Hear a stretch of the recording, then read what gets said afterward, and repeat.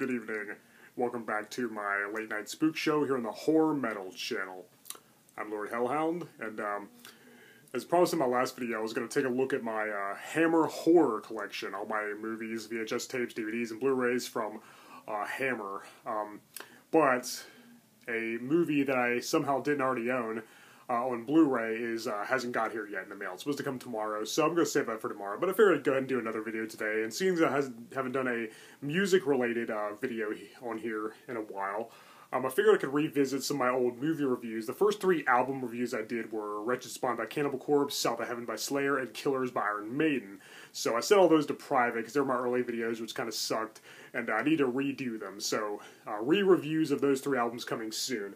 I was going to do that today, but I figured, nah, I'm going to save that for later and just go ahead and do another top 10 list. So this is going to be my top 10 favorite metal debut albums. The first albums from some of my favorite bands. Now, you know, some bands peaked on their first album and they never did really get any better. Their first album was a masterpiece and they never really did recapture that magic. Other bands got better as time went on, and their first album wasn't their best, and they got better and better with every album or whatever, you know. But these are some really great debut albums. The first albums released by these bands, and they're some of my favorites. Yeah, let's get right to it. My top 10 favorite heavy metal debut albums. Number 10, Eaten Back to Life by Cannibal Corpse. Now, not only was this the very first album by Cannibal Corpse I ever heard, it was also the first death metal album I ever heard. It's the album that got me into death metal. I saw this in the record store all the time. You know, I gave it a listen, and I was like, I'm not really ready for this sort of thing yet. But now, as an avid death metal fan, you know, I love this sort of thing, and Cannibal Corpse has become one of my favorite bands. Because I did end up buying the album a short time later, and it really grew on me, and then I discovered all the other great death metal bands through this album, and it's become one of my favorites. And I still think it's one of Cannibal Corpse's best albums, especially from the Chris Barnes era. Tomb the Mutilated probably is my favorite, but I think this is my second favorite of the Barnes albums, the first 4. So yeah, on this album we got, you know, Shredded Humans, the opening track, which is about a graphic, gruesome car crash, Edible Autopsy, Put Them to Death, Mangled, Born in a Castic, The Undead Will Feast, so many great albums. Very gory, very gruesome, graphic lyrics, mostly written by Chris Barnes. You know, they're very horror movie inspired, which is definitely very cool, you know. When I listen to Cannibal Corpse, I picture like a really, really gory, really bloody, violent movie, and their heavy music, definitely is a perfect soundtrack to this sort of thing. Alex Webster is my favorite death metal bassist of all time. This album had the twin guitar attack of Bob Rousset and Jack Owen, 2 great axemen, and of course, vocalist Chris Barnes, who also wrote the lyrics. He was later replaced by George Fisher, who I find slightly superior, but we'll get to that another day. Yeah, Eaten Back to Life by Cannibal Corpse, their first album and one of my favorite debut albums. As well as one of my favorite albums by that band, of course. Number 9, Blinded by Blood by Exitus. Now, this probably is my favorite Exitus album. It's the first and only to feature Paul Bailoff on vocals. The only studio album, anyway. He was on a couple live releases and maybe an EP or 2. Yeah, there it is, Paul Bailoff. He died in, I believe, 2004, I want to say. So, yeah, very tragic. But yeah, he was awesome. You know, he just lived and breathed thrash metal. You know, he was just like a total metal maniac. He knew how to work a crowd. He was a great showman.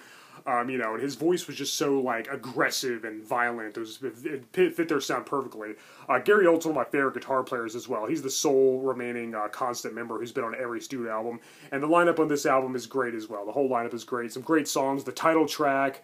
And then there are none. Lesson in Violence. Piranha. Really venomous, vile song, gets me pumped every time. Strike of the Beast, yeah, front to back, it's a very, very great thrash album.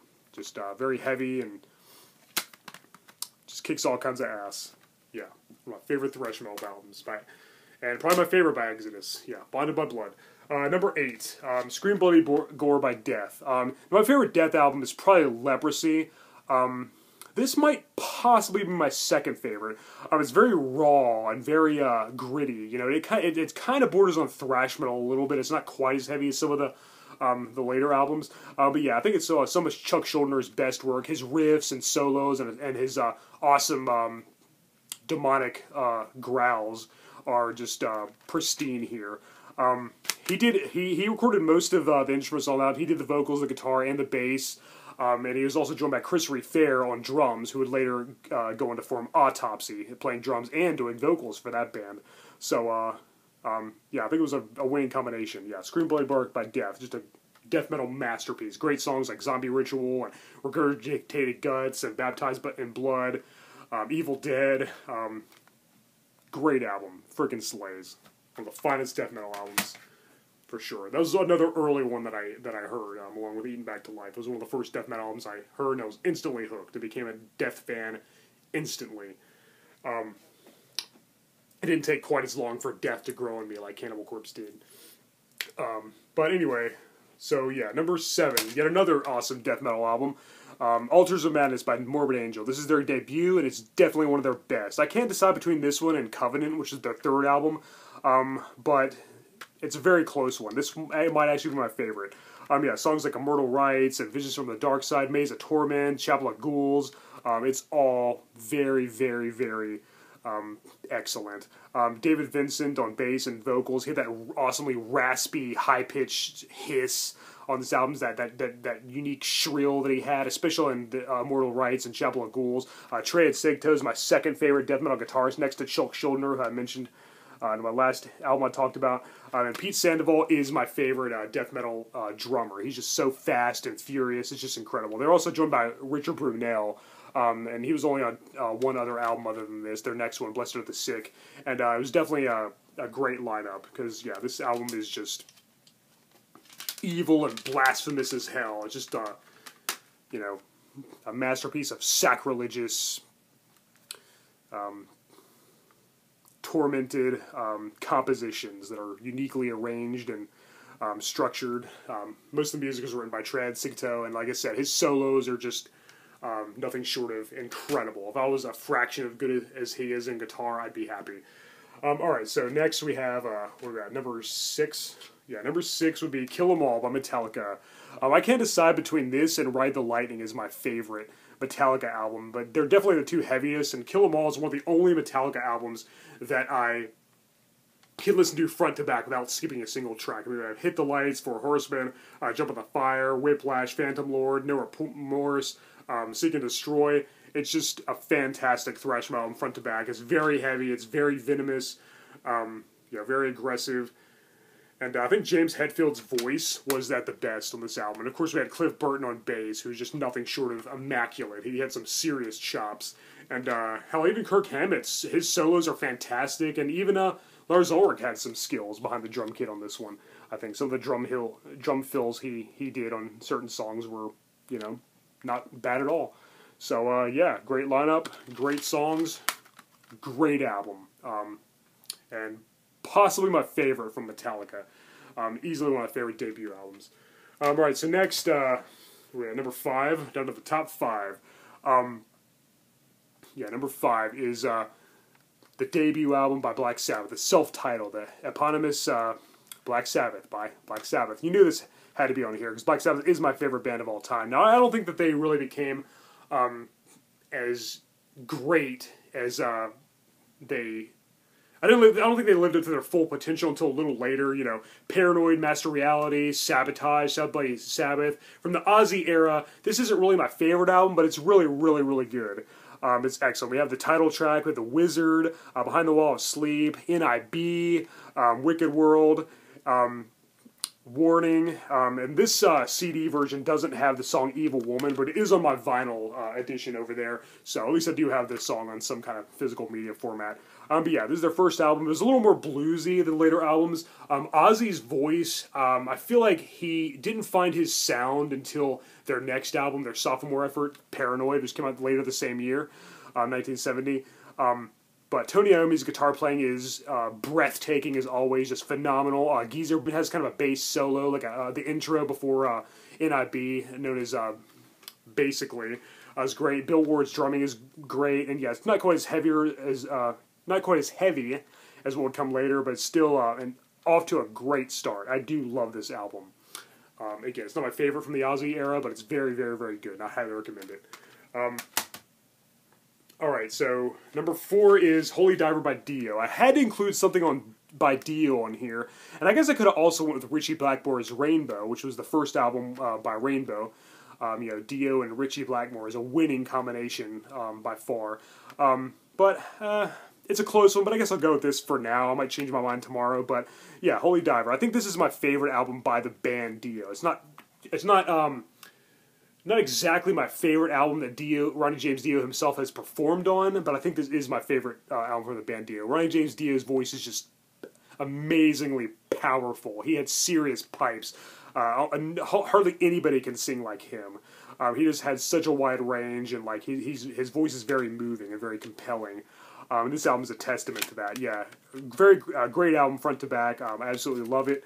Off to a good start, and I don't think they really quite captured the thunder that they had on this album, but there's a lot of other great Dio albums, obviously. But I do think this is the best, like I said. So yeah, Holy Diver by Dio, great album. Though, as I said, I could also went with Ritchie Blackmore's Rainbow, another great album. I do like Ritchie Blackmore better than Vivian Campbell, who was the guitarist on this album, but he's definitely got some skills as well, of course. All right, so down to the top three. Next would be, number 3 would be Show No Mercy by Slayer. This album is just evil and violent as hell. As far as thrash metal concerns, Slayer borders on death metal just a little bit. Their lyrics, some of their riffs and solos are very, very heavy, and I think they're probably the heaviest thrash band, at least like of all the really well-known ones. I'm pretty sure there's a more obscure one somewhere that's like way heavier than them. But anyway, yeah, Tom Araya's voice in this album, he truly was the voice of hell. He had some high notes, he sounded really demonic, he sounded like some pissed off, howling demon, some otherworldly creature, and he sounded furious and vile. And it was awesome. Kerry King and Jeff Hanneman's riffs and solos are just groundbreaking as hell and unparalleled by most of their peers. I know a lot of people have a problem with Slayer's, some of Kerry King's solos. They're sloppy and unstructured. I don't care. I think they fit Slayer's sound perfectly. I think their solos are just really, really nightmarish and just brutal. And I think it fits their sound. Maybe it's not like really well scaled out or melodic or technical or whatever, but I don't give a damn. I still think that they're friggin' awesome. And Dale Barta is my favorite drummer. His beats are just nothing short of superb. Just superb skills on the drum kit. Yeah, great lineup, great songs, great album, and quite possibly, and definitely one of my favorite by Slayer by far. We got Evil Has No Boundaries, The Antichrist, Die by the Sword, Black Magic, the title track, Tormentor. Yeah, great album. One of my all-time favorite thrash metal records by far. If not my favorite thrash metal debut album, most likely. Alright, so number 2, we have Melissa by Mercyful Fate. This almost made the number 1 spot. It was very hard to choose between them. They kind of teeter-tottered back and forth when I made this list, but I think I made the right choice. It's a very close one, but I think this is my second favorite. Yeah, Melissa by Mercyful Fate. This is actually my favorite album by the band. Most people would go with Don't Break the Oath, and yet it's very, very close. That's a near flawless album as well. But I do think I like Melissa by a hair, only ever so slightly more. They had a fantastic lineup, Hank Sherman and Michael Dinner are amazing guitarists. Their riffs and solos just get me pumped every time. Wow, are they good. Again, I wish I was as good as them. They're a huge influence and inspiration on my own guitar playing. They'll never match them. We also had Timmy Grabber on bass, rest in peace. Yeah, Timmy Grabber Hansen. He had some serious chops on the 4 strings. Kim Ruse on drums. He had some skills. And, of course, King Diamond, one of my all-time heroes, one of my all-time heavy metal idols. If I could be any metal musician, now that Dio's sadly no longer with us, rest in peace, it might just very well be King Diamond. He's one of the very few metal musicians who knows how to take horror films and put it in music format. All of their albums by Mercyful Fate and, of course, King Diamond, the eponymous band of the same name, are very much like a horror movie soundtrack. But yeah, this is a great album front to back. It doesn't have a single bad song. We have Evil, Curse of the Pharaohs, Into the Coven, my favorite song on the album, The Sound of the Demon Bell, Black Funeral, Satan's Fall, and Melissa. Yeah, King Diamond's high-pitched falsetto screams are just, they get me every time. They always give me chills. They're just very haunting and very bone-chilling and very insightful and intricate. Yeah, the guy's too talented for his own good. He's one of my favorite songwriters, lyricists, singers. He's one of my favorite musicians in general, as well as Hank Sherman and Michael Dinner, who are both on this awesome album, and it's one of my favorite debuts for all the reasons I listed. If you haven't listened to this yet, do yourself a favor. I know some people, it's kind of an acquired taste, and some people don't like King Diamond's vocals at first, but I guarantee it'll grow in you. I liked them right away. I loved them. The first time I heard them, they blew me away. But most people, they had to give it a little bit of time, and they eventually were won over by his awesome voice. Alright, so I'm not going to do any honorable mentions because I feel like I'll be here too long, but the number one album, after some careful consideration, I'm going to go with Iron Maiden, the self-titled debut album by one of my favorite bands of all time. This is one of only 2 studio albums to feature original vocalist Paul Di'Anno, before he was replaced by Bruce Dickinson, another one of my favorite singers, who probably is superior in most ways. Let's you know, I think everybody can agree on that. But I really, really like Paul Di'Anno, and his era is very underrated in general. And as for the 2 albums he was on, this one and Killers, the next album, and his last featuring Di'Anno, this one's kind of the more underrated of the two. Most people say Killers is their favorite. My first Iron Maiden album I ever purchased was Number of the Beast, which is the first with Bruce Dickinson after he replaced Di'Anno. And then I bought Killers, and I loved it. I absolutely loved it. I loved both those albums. I listened to them ad nauseum, and it took me a little longer to give this one a chance. I'd already been a huge fan of the Dickinson era, Peace of Mind, Power Slave, Somewhere in Time, all that. I think I heard maybe one song from this one, but I didn't give it much of a chance. Then I bought it, listened to it, and it was love at first listen. I was instantly hooked. Yeah, it's a little more raw and more punk-oriented than their later albums. You know, when the Dickinson fronts the band, it's a little more grand and epic and awe-inspiring. It's like this breathtaking big spectacle. These 2 albums of Paul Di'Anno are like a little more, it's a more punk sounding, like I said. It's kind of a different style of metal. It's kind of like a really unique, really sleazy sound, but the you know, which I really like. It's kind of a I don't know how to describe it. Again, yeah, it's very raw, very punk oriented. The lyrics, like I said, are kind of sleazy. It kind of reminds me of like Bruce Dickinson's Iron Maiden songs remind me of like some epic battle between, you know, a knight fighting a dragon or something from ancient history, or you know, or something like that. Paul Di'Anno's songs remind me of, you know, just somebody walking down a seedy, dark alley in the streets of New York, passing by some, you know, like some porno shops or some, you know, there's like homeless people everywhere. There's prostitutes walking, and you know, there's like a guy with a knife trying to mug you, and you know, you're just kind of walking, trying to mind your own business. And you're on the subway train, and you know, there's some really disgusting people there. It kind of reminds me of like movies like Maniac from 1980. With Joe Spinell, which came out the same year as this, 1980. Kind of reminds me of something like that, and I love it. It's really cool. It kind of sounds like a horror movie a little bit.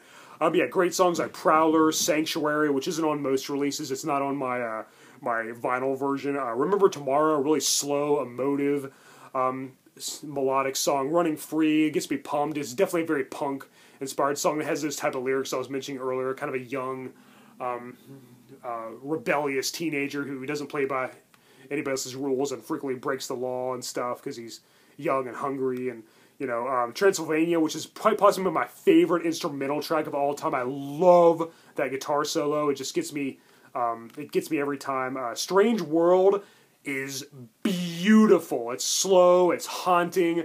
It might be my favorite Iron Maiden song of all time. I freaking love Strange World. It's just so freaking moving. Charlotte the Harlot's a great song, and of course the title track, which they still play live quite a bit, which is good. And did I mention Phantom of the Opera? That's a great song too. Yeah, love this album front to back. This is the only album to feature guitarist Dennis Stratton before he was replaced by Adrian Smith, and he's really good as well.